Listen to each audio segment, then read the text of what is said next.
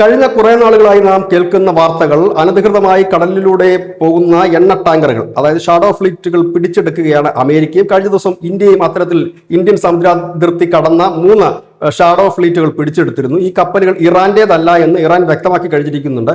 വെനിസുലയുടെ പതാകയാണ് അതിൽ ഉപയോഗിച്ചിരുന്നത് എന്നാണ് ചില വാർത്തകൾ പുറത്തു വരുന്നത്. ഏതായാലും ഈ പതാകകളും കപ്പലും തമ്മിലൊന്നും യാതൊരു ബന്ധവുമില്ല. ഷാഡോ ഫ്ലീറ്റ് എന്ന് പറയുന്നത് തന്നെ വ്യാജ കപ്പലുകളാണ്. അതിൽ എണ്ണ കടത്താൻ ശ്രമിക്കുമ്പോൾ അത് ഇന്ത്യൻ അതിർത്തിയിലൂടെ കടന്നു പോകുമ്പോഴാണ് ഇന്ത്യ തടയുകയും കപ്പലുകൾ പിടിച്ചെടുക്കുകയും ചെയ്തത്. പക്ഷേ ഇന്ത്യയിൽ നടന്നതുപോലെയല്ല മറ്റിടങ്ങളിൽ, പ്രത്യേകിച്ച് ബാൾട്ടിക് മേഖലയിലും മറ്റുമൊക്കെ യൂറോപ്യൻ രാജ്യങ്ങളും നാറ്റോ സഖ്യരാജ്യങ്ങളുമൊക്കെ റഷ്യയിൽ നിന്ന് പോകുന്ന കപ്പലുകൾ ഈ തടഞ്ഞു നിർത്തുന്ന ഒരു പതിവായിരിക്കുകയാണ്. ഇതിനെതിരെ റഷ്യ മുന്നറിയിപ്പുമായി രംഗത്തെത്തിയിരിക്കുന്നു. ബ്രിട്ടൻ, ഫ്രാൻസ്, ബാൾട്ടിക് രാജ്യങ്ങൾ തുടങ്ങിയവയ്ക്കാണ് പത്രുഷേവ്, അതായത് പുടിന്റെ വലങ്കൈ എന്ന് പറയാവുന്ന നേതാവാണ്. അദ്ദേഹം പറഞ്ഞിരിക്കുന്നത് ഇത് കടൽക്കൊള്ളയാണ്, കടൽക്കൊള്ള കണ്ടില്ല എന്ന് നടിച്ച് റഷ്യക്ക് മുൻപോട്ട് പോകാൻ കഴിയില്ല. അതുകൊണ്ട് തന്നെ ഇത്തരം കപ്പലുകൾക്ക്, ഇത്തരം ഷാഡോ ഫ്ലീറ്റിന് തങ്ങൾ എല്ലാവിധ സംരക്ഷണവും ഒരുക്കും, തങ്ങളുടെ നാവികസേന ഇതിനെ സംരക്ഷിക്കും എന്നാണ് പറഞ്ഞിരിക്കുന്നത്. കാരണം ഞങ്ങളുടെ എണ്ണ, ധാന്യം, വളം തുടങ്ങിയവയെല്ലാം തന്നെ ഇത്തരം ഷിപ്പുകൾ വഴിയാണ് പോകുന്നത്. അതിനെ തടയിടാൻ ശ്രമിച്ചു കഴിഞ്ഞാൽ തങ്ങൾക്ക് നാവിക കരുത്ത് ഉപയോഗിക്കേണ്ടി വരും. തങ്ങൾ മിണ്ടാതിരിക്കുന്നു എന്ന് കരുതി തങ്ങളുടെ ബലഹീനതയാണ് എന്ന് കരുതരുത്.